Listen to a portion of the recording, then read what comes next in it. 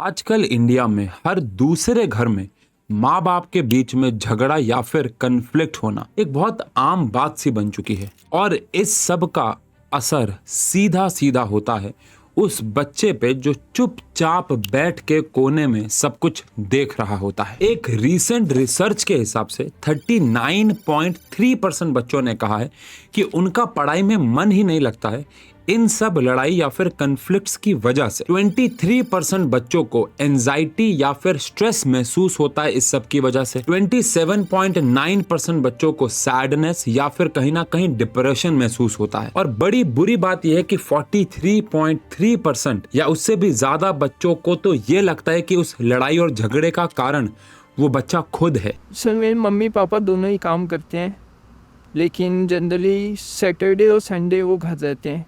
जब भी घर पे रहते हैं तो मम्मी पापा में कोई ना कोई बात पे, सफाई पे, खाना पे, किसी ना किसी चीज़ पे झगड़ा होता है और पापा अक्सर मेरी मम्मी पे हाथ उठा देते हैं।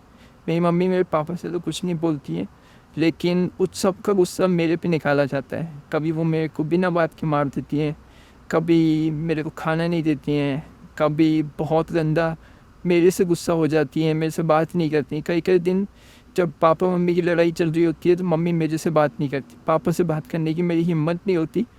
और फिर मैं रात भर सो नहीं पाती हूँ। मेरे पेरेंट्स बहुत झगड़ा करते हैं। मेरे पापा जनरली 11 साढ़े 11 पे ऑफिस से आते हैं, हमेशा मोस्टली ड्रिंक करके ही आते हैं। और फिर उनके और मम्मी की बहुत लड़ाई होती है।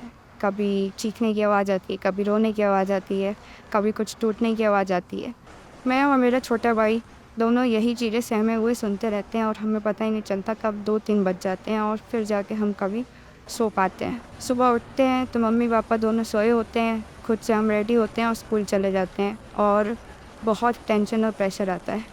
और कुछ % बच्चों ने ये तक कहा है कि उनको ऐसा महसूस होता है या करवाया जाता है कि लाइफ में या उस घर में उनकी कोई इंपॉर्टेंस ही नहीं है। ये स्ट्रेस उनकी पढ़ाई को तो खराब करता ही करता है, साथ ही साथ उनके रिलेशंस को भी बिगाड़ता है। 21% के आसपास बच्चों का फैमिली से कन्फ्लिक्ट हो गया इन लड़ाइयों की वजह से। 14% के आसपास बच्चों की खुद की दोस्ती अफेक्ट हुई है। सिर्फ 57% बच्चे ऐसे हैं जिनके पास कोई ना कोई है इस बारे में बात करने के लिए, बाकियों के पास है ही नहीं। और उसमें से भी 28% बच्चे ही हैं जो अपने पेरेंट्स से इसके बारे में बात कर पा रहे। वो बाकी बड़ा परसेंटेज तो अपने पेरेंट्स से इस बारे में बात भी नहीं कर पा रहा है, क्योंकि पेरेंट्स सुनने को ही राजी नहीं, क्योंकि वो तो अपनी लड़ाई में कहीं ना कहीं बिजी है या कह लो मजबूर है। इस वजह से एकेडमिक लाइफ तो रियल टाइम में डिस्टर्ब होती ही होती है, लेकिन कहीं ना कहीं उसका कॉन्फिडेंस गिरता है। कहीं ना कहीं बच्चा सोशल एंजाइटी सफर करने लग जाता है। उसको लगता है कि दुनिया में सभी ऐसे होंगे, तो कहीं ना कहीं उसके मन में ये फियर भी है, फ्यूचर फियर्स भी है। एक कोने में बैठा रहता है और कहीं ना कहीं खोस आ जाता है। एक शॉकिंग बात बताता हूँ, नेशनल ह्यूमन राइट कमीशन की रिपोर्ट के हिसाब से दिल्ली जैसे बड़े शहरों में हजारों बच्चे हर साल अपने घर को छोड़ देते। क्यों? क्योंकि या तो उनके घर में लड़ाइयाँ बहुत हो रही है, उनकी पेरेंट्स से बन नहीं रही है, या फिर उनके घर में पढ़ाई का प्रेशर बहुत है। कोई भी कारण हो, लेकिन हजारों बच्चे ऐसा कर रहे हैं।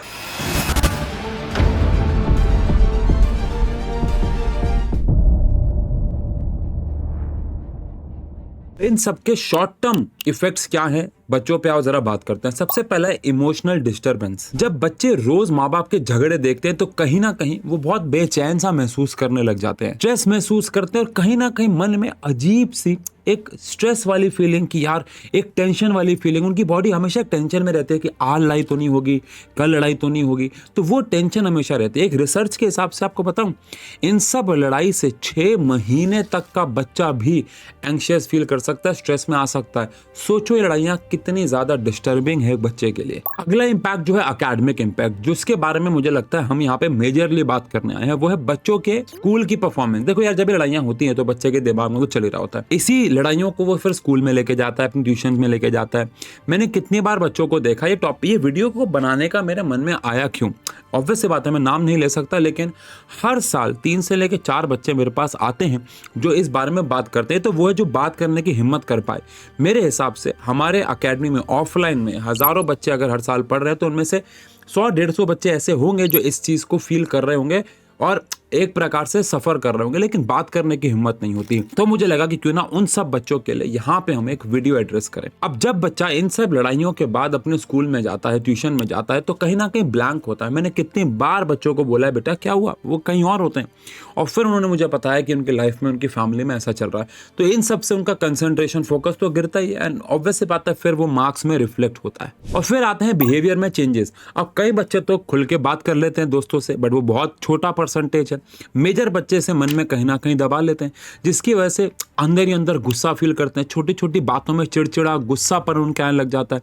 और ये सब आपको भी पता है, किसी भी चीज़ के लिए, किसी भी, चाहे वो पढ़ाई हो चाहे वो खेल कूद हो, किसी के लिए भी अच्छा नहीं है। कहीं कहीं बच्चे इसका बिल्कुल उल्टा रिएक्ट करते हैं, वो कहीं ना कहीं चाइल्डिश ही रह जाते हैं, वो कभी मैच्योर ही नहीं हो पाते, उनको समय ही नहीं मिलता चीज़ें एक्सप्लोर करने के लिए। तो हर एक बच्चे पे इसका अलग इंपैक्ट है, लेकिन इंपैक्ट तो बिहेवियर पे होता है। फिर एक और मेजर प्रॉब्लम आती है, वो है सोशल विड्रॉल। इसमें क्या होता है, बच्चा लोगों पे ही ट्रस्ट करना बंद कर देता है। उसको लगता है यार शायद सभी ऐसे होते होंगे, सभी की लड़ाई होगी। वो कहीं ना कहीं नए दोस्त बनाने से डरता है, कोई भी बात शेयर करने से डरता है, और कहीं ना कहीं दुनिया से कटने लग जाता है। अब ये सारे तो हुए शॉर्ट टर्म इफेक्ट। अब कुछ लॉन्ग टर्म इफेक्ट्स के बारे में बात करते हैं। सबसे पहले मेंटल हेल्थ डिसऑर्डर। मैं यहाँ पे एक बहुत स्ट्रॉन्ग वर्ड यूज कर रहा हूँ, मुझे पता नहीं इसे कैसे फ्रेम करें, लेकिन मैंने कुछ वेब सीरीज देखी है जहाँ पे कोई बहुत बड़े जो क्रिमिनल्स हैं, उनकी लाइफ में बचपन का कोई ना कोई ट्रॉमा रहता है। मैं यहाँ पे इसको रिलेट नहीं करना चाह रहा, बट मैं इतना कहना चाह रहा हूँ कि लाइफ में जब बचपन से कुछ बुरा चल रहा हो, अगर ये वीडियो मेरे किसी पेरेंट के पास पहुंचती है, पता नहीं कैसे पहुंचेगी, आप सभी पहुंचा सकते हैं,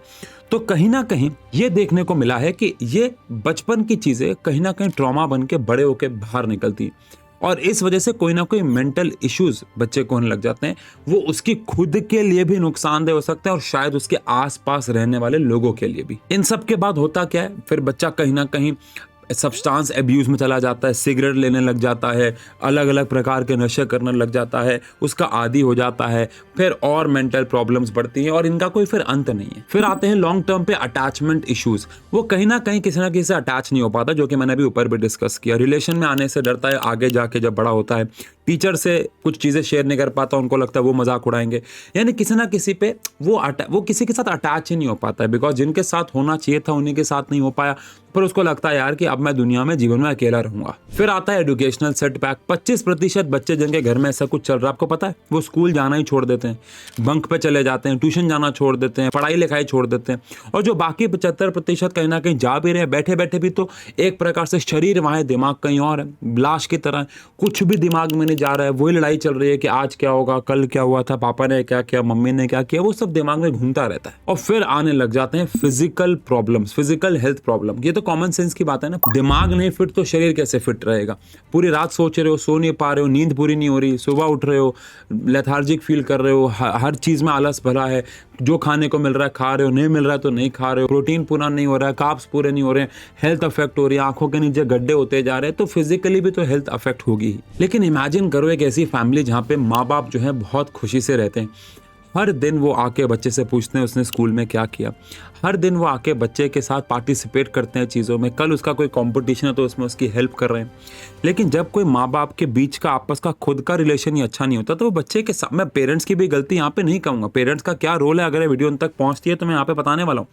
लेकिन मेरा पॉइंट ये है कि अगर ये सब ना होता तो एक बार उस जर्नी को भी तो इमेजिन करें ना, क्या पता इसी चीज़ से हमें लगे कि यार हम कुछ कम कर सकते हैं। पेरेंट्स की लड़ाई ना हो रही होती तो बच्चों की क्या हेल्प हो सकती थी। जैसे कि मैंने बताया, माँ बाप बच्चे की हेल्प कर सकते हैं, उनको एक अच्छा एनवायरनमेंट दे सकते हैं, रोज़ उनसे पूछ सकते हैं, उनकी प्रॉब्लम शेयर कर सकते हैं। अभी तो उनको अपनी खुद की प्रॉब्लम से फुर्सत नहीं मिल रही, तो बच्चे की प्रॉब्लम क्या झेलेंगे।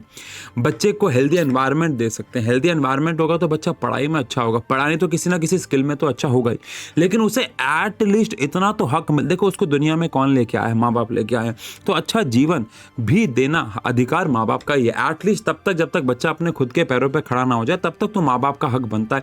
हक क्या बनता है, माँ बाप की ड्यूटी होती है कि वो बच्चे को एक अच्छी लाइफ दे, तभी तो वो आगे जाके उनकी लाइफ को बेहतर कर पाएगा। अब यहाँ पे ना थोड़ा सा बात करते हैं कि पेरेंट्स का क्या काम है। अगर ये बच्चे वीडियो देख रहे हैं, जो कि मोस्टली देख रहे होंगे, पहुंचाओ यार कैसे भी करके, मुझे नहीं पता, या ये बातें उनसे खुद करो। सबसे पहले ओपन कम्युनिकेशन। माँ बाप के बीच में कुछ भी कैसा भी चल रहा हो, मैं यहाँ पे ये बात करने नहीं आया कि माँ बाप अपने आप को ठीक कैसे कर सकते हैं लड़ाई वाइज, वो उनके बीच में क्या इशू है, क्या प्रॉब्लम है, ये मैं नहीं जानता। लेकिन हाँ, अगर आपके आपस में कोई भी लड़ाई चल रही है, एटलीस्ट बच्चों से प्यार से बात कर करना शुरू करें। अपन लड़ाई को बच्चों पे अफेक्ट ना करें, एटलीस्ट बच्चों के सामने ना लड़े। ओपन कम्युनिकेशन पे अगर वापस आऊं तो बच्चों से बात बिल्कुल वैसे करें जैसे कि सब कुछ नॉर्मल है। ये करना ही होगा आपको। आप अपनी लड़ाई बच्चों पे नहीं निकाल सकते, अपना गुस्सा बच्चों पे नहीं निकाल सकते। आपको उन्हें समझाना होगा, बच्चों को खासकर उनके दिमाग में डालना होगा कि माँ बाप के बीच में झगड़े तुम्हारी वजह से नहीं हो रहे बेटा, जो हो रहा है ठीक है, हम उसको नॉर्मलाइज कर देंगे, आप अपनी पढ़ाई पे ध्यान दो। बेटा आपको कुछ चाहिए तो बताओ, हम आपके साथ ठीक है, हमारे बीच में जो हो रहा है उसको हम ठीक कर लेंगे, लेकिन उसको तो अच्छा फील करवाओ ना एटलीस्ट। रूटीन स्टेबिलिटी पे आते हैं।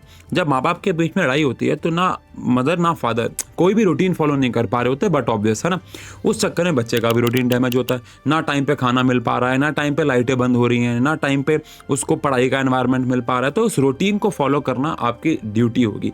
मुझे नहीं पता कैसे, अगर आपको लग रहा है कि घर में पढ़ाई का माहौल नहीं है, बच्चे को एक अच्छी लाइब्रेरी ज्वाइन करवाओ, रूटीन बनाओ। अगर आपको लगता है कि आप लोग नहीं कर सकते तो घर में अगर आप अफोर्ड कर सकते हैं तो कुछ मेट्स रखो, लेकिन बच्चे के रूटीन को अफेक्ट नहीं करना है। कोशिश करनी है, मुश्किल है लेकिन कोशिश करनी है कि बच्चे का रूटीन मेंटेन रहे। सुबह टाइम पे उसको उठाना है, ये नहीं है रात भर लड़ते रहे बच्चे को सुबह स्कूल के लिए नहीं उठाया।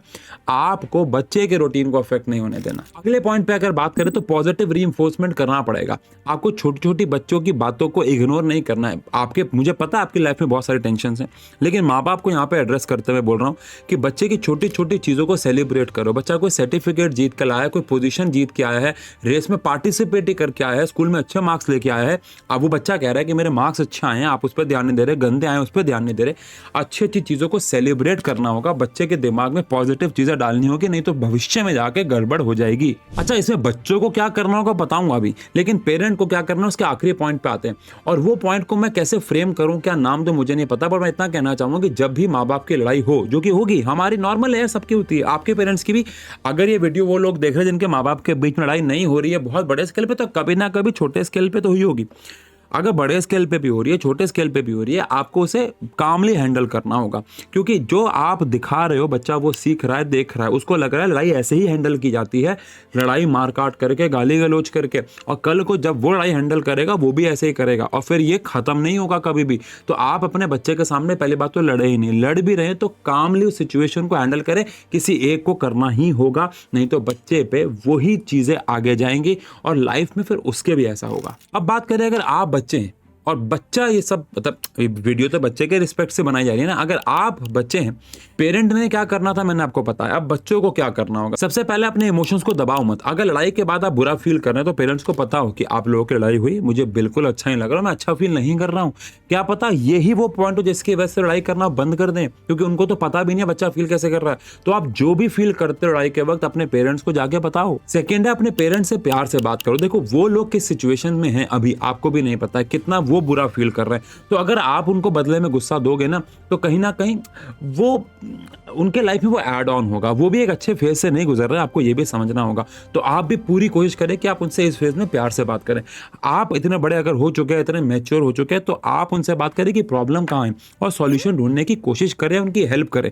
या फिर अपने रिलेटिव जो आपको लगता है समझदार है, जेन्युइनली जो आग में घी डालने वाला काम कर रहे हैं वो नहीं, जो जेन्युइनली हेल्पफुल है, उनको अप्रोच करो और बोलो यार मेरे घर में ये प्रॉब्लम चल रही है और मैंने अपने पेरेंट्स से डिस्कस किया, ये ऐसे ठीक हो सकता है, आप हमारी इसमें क्या मदद कर सकते हैं। और अगर आपको लगता है ऐसा कोई रिलेटिव नहीं है तो आपके स्कूल का, आपके कॉलेज का कोई दोस्त हो सकता है, कोई भी जो आपको लगे समझदार हो, इस प्रॉब्लम में आपकी मदद कर सकता है। एक पॉइंट और कहूंगा मैं, फ्यूचर के बारे में सोच के हर चीज करना। अगर आपको कहीं भी लग रहा है कि यार इस प्रॉब्लम का सॉल्यूशन ये है कि मैं यहाँ से भाग जाता हूँ, बिल्कुल भी नहीं है। अगर आपको ये लग रहा है कि मैं इस प्रॉब्लम को इग्नोर करूं, इसका सॉल्यूशन है, बिल्कुल भी नहीं है। प्रॉब्लम का सॉल्यूशन फ्यूचर को देख के लेना सही है। आप भविष्य देखो, जो आप ये जो एक्शन लेने वाले हो उसका भविष्य में क्या रिजल्ट मिलेगा।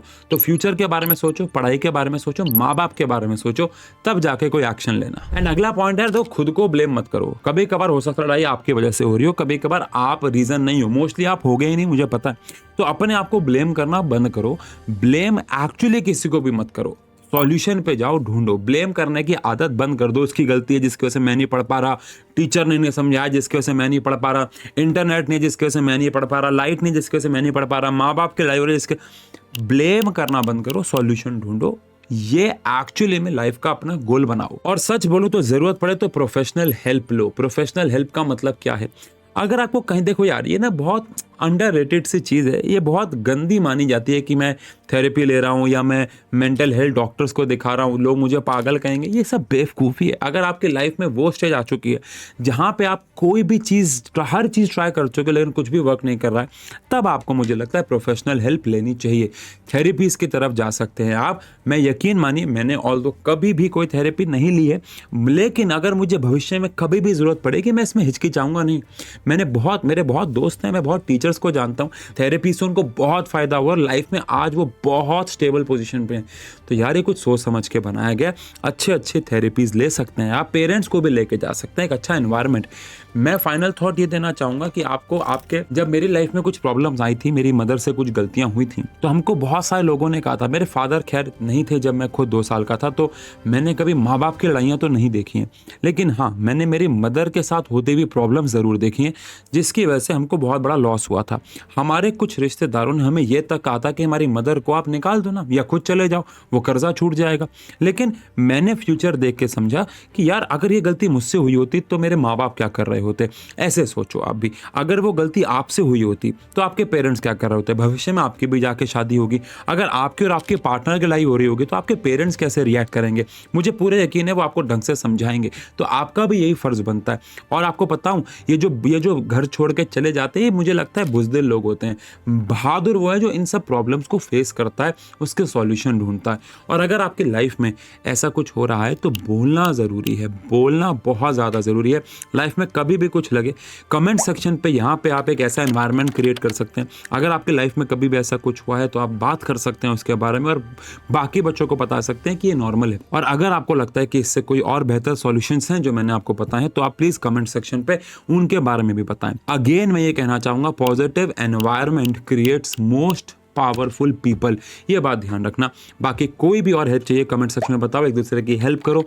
आई होप आप इस प्रॉब्लम का सॉल्यूशन ज़रूर ढूंढ पाएंगे। Love you.